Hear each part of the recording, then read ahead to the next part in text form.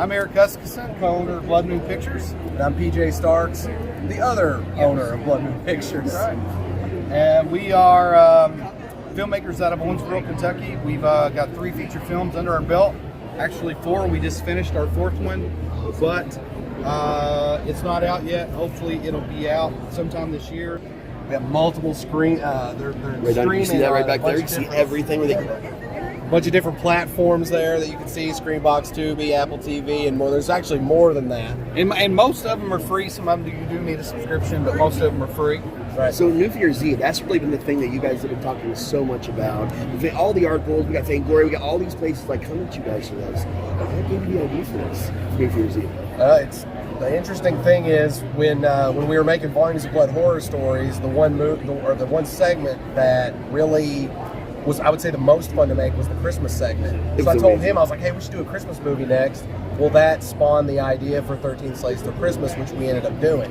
And then while we were doing 13 Slaves Till Christmas, I conceived the idea for New Year's Eve. And as per usual, I come to him right in the middle of filming, and I'm like, hey, I got this great idea for a movie, we should do this. And he's like, oh my God, can we fucking finish this movie first before we talk about what we're going to do next? So ultimately what happened was 13 Slaves came out. It's the one that's done the best for us, the most praise. It did really well. It's an amazing movie, man. I've seen it, I feel like 8 times now, bro. Seriously, that means a lot. Yeah. So when we were trying to figure out what we wanted to do next, he goes, hey, let's pull that New Year's Eve idea off the shelf that you come up with and go from there. I was like, man, 13 Slaves did so well with us. I mean, I hate to tell you this, but we need to report the next holiday idea that you had during that, because just to follow suit with the next holiday, just to keep it fresh, because that movie's 13 Slaves only been out 2 years. Right. So it took us over 2 years to get that. So hopefully it's fresh enough that people like 13 Slaves will jump on New Fears. Right. But the other thing too is we wanted to go in a different direction.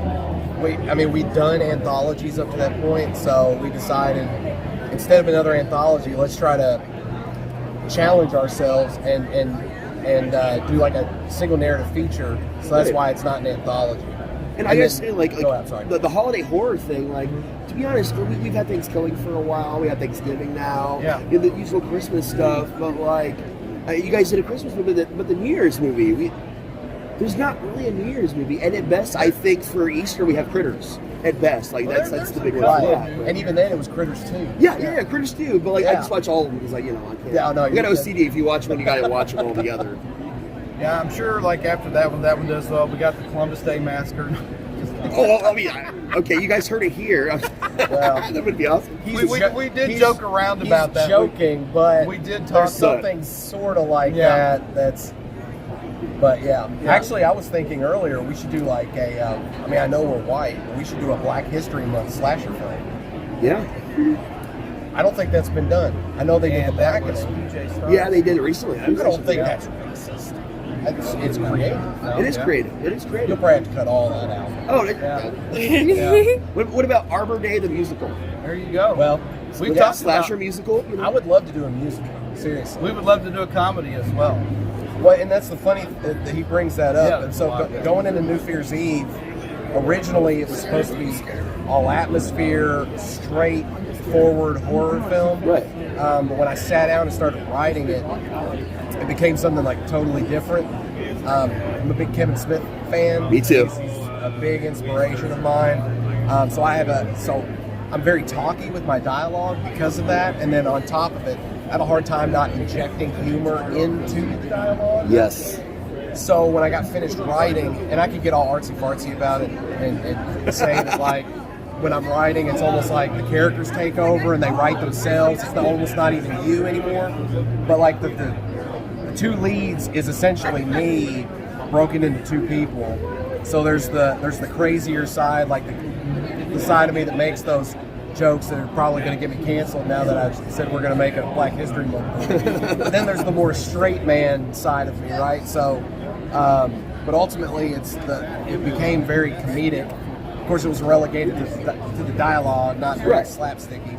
So when I gave him the script, I said, look, this is not exactly what you think it's going to be. I didn't want to ruin anything. He read the script, he called me, and he goes, I thought this was supposed to be a horror film. He goes, it's actually really funny. And I was like, yeah, not by design, but Right. it just kind of, but it works. It works really well. I think indie horror comedy is kind of where my heart is. It always kind of has been. Like, I love horror, I love serious horror, but there's just something about like the dark humor when you use it. It's like you lull people into this false sense of security, so then you can just hit them with something nastier, but it's okay. Right. Because you made them laugh 2 seconds ago. Well, not everybody that loves horror loves comedy and horror. I think that is true. But at the same time, these all have a good mix of horror. I mean, there's no nudity, there's no sex. Right. There's a lot of adult situations. But we a just lot lost of, about 50% of the possible. yeah, there's a lot of adult humor. You know, so I mean, I think it breaks it up good. It's not just like, oh, an hour of fun and comedy, then an hour of horror. There's a good mix throughout. And then some tits in the middle, right. like a lot of movies are. There's serious plot, there's serious character building, but then there's also, like, you know, you got your slapstick stuff that, you know, that we're trying to keep under wraps. It might be in this film right. a little bit. It's not a scary movie like that, but there's a couple of scenes in there that kind of are, you can't wait to see audience reaction. Yeah. So.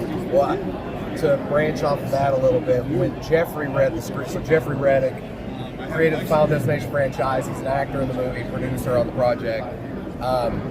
What sold him on wanting to be a part of the movie was the story.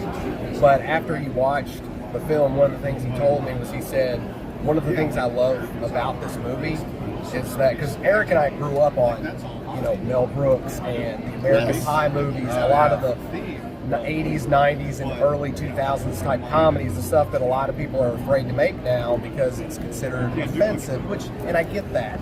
But to me, personally, I feel like anything's up for grabs in a comedic way, as long as it's not done from a malicious standpoint. It's just about making you laugh. And I think if you can't laugh at yourself, it's a really good chance you're a miserable person. And I laugh at myself all the time and make fun of him constantly. So, There's one thing you guys touched on, which is actually one of the reasons why I love you guys' work in roles.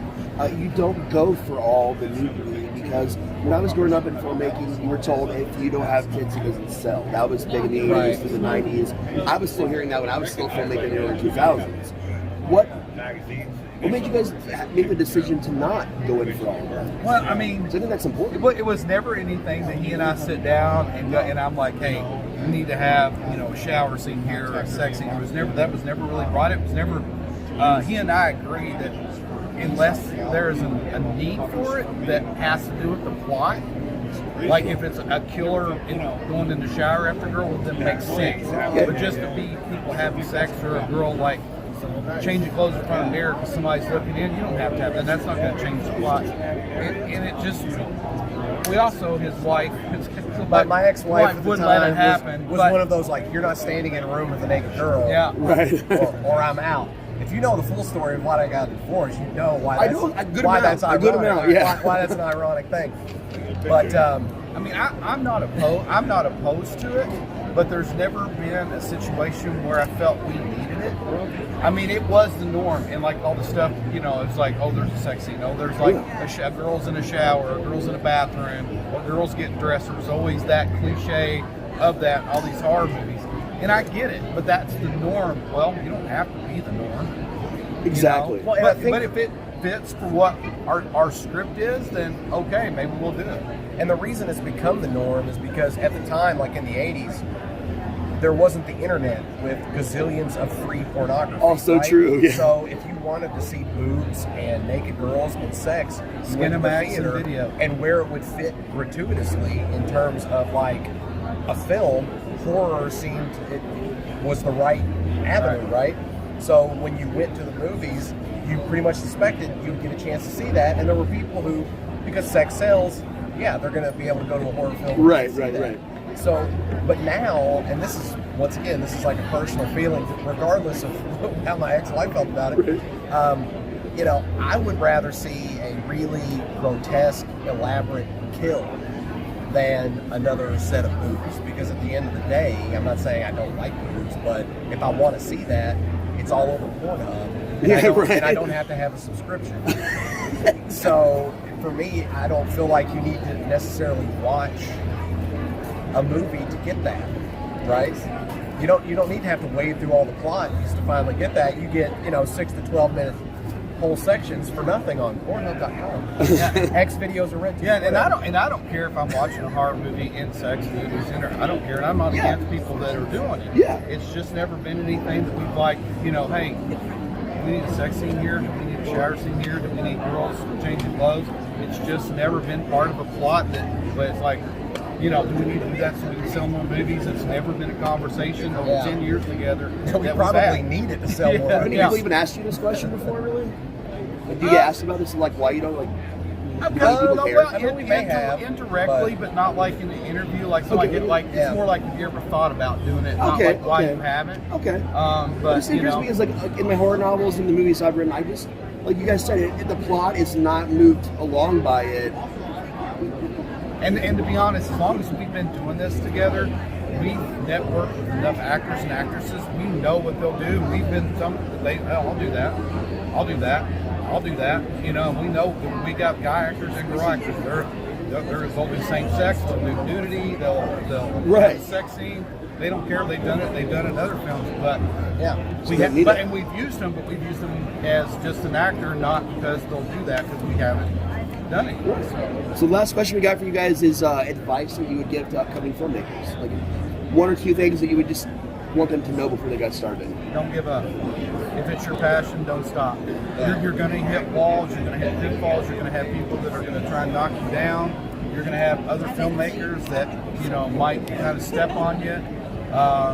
Network your ass off. Go to these things. You might lose a little money, but one card might hit the right person. One person, right movie. You might run into the right person here. Never give up. If it's your passion, don't stop. Right. You're going to have lulls, but if you love it, that's not going to bother you. You do it all the time. Actually, I did mean to step on. Yeah, you did. But everything. But what he I said, was saying. Everything he said, 100%. The only thing I would say to add to that is you can't be afraid of failure. Yeah. Life is just essentially one failure after the next until you're successful at something. Yeah. And I've worked with a lot of people who are afraid to fail, and unfortunately, the second that adversity or a hurdle or something rears its ugly head, they're done. They throw in the towel. And if you look at, I was doing this before Eric and I started working together, and if I gave up at any point in time, we wouldn't be standing here getting ready to put out our next movie, potentially something that could, maybe it's going to go to theaters. Maybe it's going to hit a huge 6-digit payout. I mean, you don't know. I mean, it may not. But regardless, anything that we've done up to this point in some form or fashion is still a failure until you finally succeed at something. But if you're passionate enough about it, you love to do it, keep doing it, keep trying it. And you cannot be afraid to fail. If you're afraid to fail, then you're not going to make it through. So you have to put that aside, because failure's not a bad thing. Yeah. I mean, one day we're all going to die, and that's like the biggest failure. We're all going to fail in life. I just, you're going to struggle. I mean, he and I have been doing this 2 years. We have jobs. We can only work on weekends filming because we have jobs. But we're not sitting here going, well, nobody's giving us $5 million to make a movie. I guess we'll quit. We have the passion for it. We keep going. Is that a hope? Well, sure, it's a hope. Anybody's gonna. If they tell you that, no, that's a lie. Right. I don't care who the filmmaker is. Anybody would like to have that to make that next best movie. That's what we strive to do with what we've got. So you're gonna struggle. You're gonna run into actors and crew that you're like, I'll never work with this person again. Right. I don't know how many times him and I have had conversations. We're near the end of the movie. I'm not doing another movie again. I swear to God, I hate this. And as soon as it's in the can, it's showing like, what are we doing next? And that's exactly how we do. Because if you can't handle the stress, you can't handle the struggle, you're gonna fail. Yeah, I've quit 5 times. This last time was for like 7 years. Just came back to filmmaking this year.